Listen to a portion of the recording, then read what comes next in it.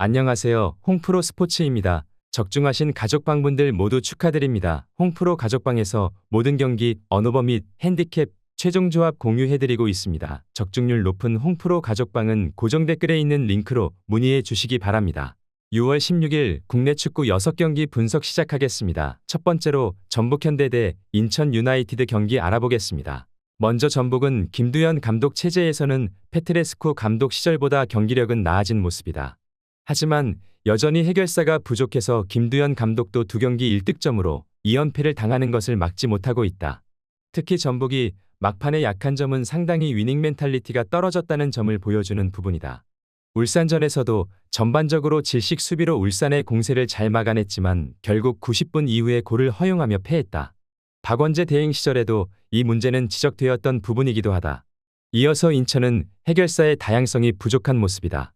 제르소가 역습 상황에서 강한 모습으로 활로를 찾지만 결국 득점을 기록하는 것은 대부분 무고사의 몫이다. 물론 무고사가 몬테네그로가 유로에서 탈락하며 대표팀 차출이 된 상황은 아니지만 그래도 인천이 경기력 대비 득점 기록을 높게 쌓아갈 것이라고 생각하기엔 어려움이 따르는 게 사실이다. 전북도 어느 정도 공격이나 경기력 자체는 꽤 나아진 모습을 보이고 있다. 하지만 해결사가 상당히 부진한 흐름이라는 점이 아쉬울 것으로 보인다. 무고사가 있는 인천이고 전북의 막판 집중력이 상당히 좋지 못하다는 점도 사실이다. 그럼에도 인천 또한 공격의 다양성 자체는 모자란 팀이라고 봐야 할 것이다. 무승부를 추천합니다. 두 번째로 울산현대 대 FC서울 경기 알아보겠습니다. 먼저 울산은 전북을 격파하며 1위를 탈환하고 6월을 맞이하게 되었다. 일단 흔들리는 매치가 없지는 않았어도 무너지지는 않았던 모습이다. 물론 여전히 노쇠화된 수비나 A매치에 차출된 선수들의 컨디션이 중요할 것으로 보이기는 하지만 A매치에서 날아다닌 주민규가 유로로 인해서 자리를 비울 아담의 역할을 대신할 만한 상황은 만들 수 있을 것으로 보인다. 지난 경기에서는 서령우 자리에 나온 윤일록이 공수 양면으로 좋은 모습을 보여주기도 했다. 이어서 서울은 일단 플랜 A를 확실하게 잡아야 할 것이다. 지난 경기에서도 전술적인 무브에서 완패하면서 분통이 터지는 매치를 해야만 했다. 일단 미드필더에서 광주에게 밀리는 등 선수단의 역량도 꽤 떨어지는 상황이다. 서울이 공격적으로 밀고 올라가는 것을 선호하기는 하는데 기성용도 전성기는 지났고 팔로세비치는 그다지 김기동 감독 지휘에도 포항 시절의 폼을 보여주지 못하고 있는 상황이다. 일단 지난 경기에서도 울산이 공수 양면에서 모두 나쁘지 않을 모습을 보였다. 서울이 여전히 플랜 A나 미드필더 싸움에서의 역량이 뚜렷하지 않다는 점도 포인트가 될 것으로 보인다. 물론 울산도 A매치 여파를 어느 정도 맞은 상황이기는 하지만 주민규의 폼이 A매치에서도 좋았다는 점은 다행이라고 볼 수 있을 것이다. 울산현대의 승리를 추천합니다. 영상은 잘 보고 계신가요?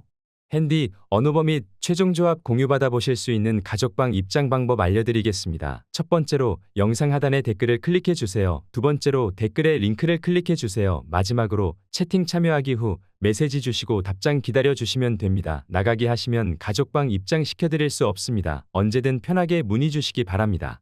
세 번째로 충북 청주 대 천안시청 경기 알아보겠습니다. 먼저 청주는 천안을 상대로는 강점을 보여줄 수 있을 것이다. 지난 시즌이라면 몰라도 올 시즌에는 천안이 상당히 공격적으로 플레이하는 성향이기 때문이다. 올 시즌 이미 승리한 경험도 있고 특히 청주가 잘하는 것은 상대의 공세를 수비하고 이를 받아치는 것이다. 물론 이 팀의 공격 시퀀스가 상당히 정교함과는 거리가 먼 편이기에 득점력을 신뢰하기엔 무리가 따르는 게 사실이다. 이어서 천안은 선수비 성향의 팀에게 약할 수밖에 없는 문제를 안고 있다. 지난 경기에서도 닭공을 벌인 아산에게 또 패하고 말았고 김태환 감독의 고질적인 약점은 수비 상황에서 하프스페이스의 커버 능력이 상당히 부족하다는 점이다. 청주뿐만 아니라 김포에게도 지는 등 어려운 시즌을 보내고 있다는 점은 확실한 것으로 보인다. 청주가 기본적으로 상대가 공격적으로 나서면 이를 공략하는 능력이 좋다. 특히 천안이 수비 상황에서는 하프스페이스에서의 커버 능력이 떨어지는 편이기도 하다. 그러나 충북 청주의 공세 플레이도 정교함은 떨어진다는 점은 감안해야 할 것이다. 충북 청주 승리를 추천합니다. 네 번째로 대구FC 대 제주 유나이티드 경기 알아보겠습니다. 먼저 대구는 꼴찌로 추락했다. 문제는 시민 구단의 특성상 여름 이적 시장에서도 별다른 보강 없이 시즌을 치러야 할 가능성이 매우 높다는 점이다. 물론 감독이 상당히 어린 선수들을 적극적으로 사용하면서 경기력에 스피드를 더한 점은 평가의 여지가 있지만 결국 어린 선수들에게 너무 많은 것을 맡기고 있다는 생각이 드는 것이 사실이기도 하다. 결국 고액 연봉자인 세징야와 에드가의 경기력이 점점 떨어지고 있다는 게 문제인 상황이다. 이어서 제주는 부상자들 때문에 고민이다. 일단 돌아올 선수들도 공격수들보다는 수비수들이라서 김학범 감독은 상당히 실리적인 전술로 가닥을 잡고 있다. 최근 3번의 승리가 모두 한 점차 승리였으니 강원에게 패하기 전까지는 어느 정도 나쁘지 않은 성과를 냈던 셈이다. 대구를 상대로도 토너먼트를 하듯이 운영할 것임을 시사했는데 다행히 대구가 문전에서의 힘이 아주 뚜렷한 팀이라고 보기엔 어려움이 따를 것이다. 일단 대구의 공격력이나 결정력이 상당히 하락한 상황이다. 특히 제주가 부상자들의 공백을 실리적인 전술로 커버하려 하고 있는 점이 결정적인 상황이다. 물론 제주도 일단 공격력을 거의 반포기하는 식으로 나올 가능성이 높아 보인다. 무승부를 추천합니다. 영상은 잘 보고 계신가요? 핸디, 언어버 및 최종 조합 공유받아 보실 수 있는 가족방 입장 방법 알려드리겠습니다. 첫 번째로 영상 하단에 댓글을 클릭해 주세요. 두 번째로 댓글에 링크를 클릭해 주세요. 마지막으로 채팅 참여하기 후 메시지 주시고 답장 기다려 주시면 됩니다. 나가기 하시면 가족방 입장 시켜드릴 수 없습니다. 언제든 편하게 문의 주시기 바랍니다. 다섯 번째로 충남 아산 대 부산 아이파크 경기 알아보겠습니다. 먼저 아산은 닭공 기지를 벌였다. 부천전에서 완패한 뒤에 감독이 전술 노출을 상당히 신경 쓰는 모습이었고 지난 천안전에서도 격렬한 분위기와 함께 역습 한 방으로 경기를 가져오기도 했다. 일단 부산을 상대로는 이 닭공 양상을 벌인 것이 도움이 될 가능성이 높다. 부산은 맞불을 놓는 상황에 강하지만 낮은 라인을 돌파하는 것을 상당히 까다로워하는 편이다.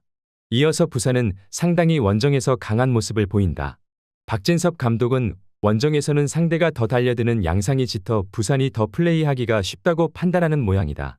물론 충북 청주나 안산에게 덜미를 잡히는 등 여전히 낮은 라인의 약점을 보여주는 경우도 상당히 많다.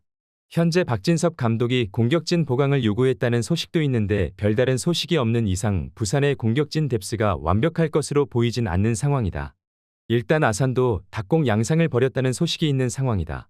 부산이 늘 낮은 라인을 부담스러워하는 점을 감안하면 이 양상에서 부산이 고전할 수 있을 것으로 보인다. 특히 부산은 공격진 뎁스가 완벽한 팀도 아니다. 부산이 원정에서 강하다고 해도 낮은 라인을 상대로 고전한 경우가 없지는 않았던 점을 감안해야 할 것이다. 무승부를 추천합니다. 여섯 번째로 김포FC 대 안산그리너스 경기 알아보겠습니다. 먼저 김포는 여름의 돌풍의 핵으로 활약할 수 있다는 평가다. 일단 고정훈 감독이 선수들을 거의 고정하는 편이라서 수비적인 조직력은 상당히 올라온 편이다. 5월에는 후반 실점이 많아진 것이 단점으로 꼽히기도 했지만 실점의 폭 자체는 높다고 보긴 어렵다. 애초에 외국인 공격수를 넣으며 승부를 보는 시간대가 후반이기도 해서 후반에 김포가 득점을 기록하며 이득을 챙긴 경우도 상당히 있었다. 홈에서 연전을 한다는 점도 김포 입장에서는 다행일 것이다. 이어서 안산은 임관식 감독의 모델은 괜찮은 편이다. 특히 공격적인 운영을 선호하면서 상당히 팀이 활기를 띠는 모습을 보여주고 있다. 문제는 지난 경기에서도 55%의 점유를 가지고 만들어낸 슈팅이 3개에 그치는 등 득점을 기록할 만한 플레이를 거의 보여주지 못하고 있다는 점이다. 외국인 공격수도 없고 김범수는 부진하는 등 안산이 전력의 한계 때문에 감독의 구상을 결과로 연결하지는 못하고 있다. 일단 승부수를 띄운 상황에서는 김포가 전반적으로 더 좋은 성과를 내왔다. 안산이 보여주는 게임 플랜 자체도 나쁘지 않다는 평가를 가지고 있지만 결국 외국인 공격수가 없고 토종 선수들도 부진하고 있는 상황이다. 애초에 김포의 수비진 조직력도 상당히 좋은 모습을 보여주고 있다. 김포FC 승리를 추천합니다.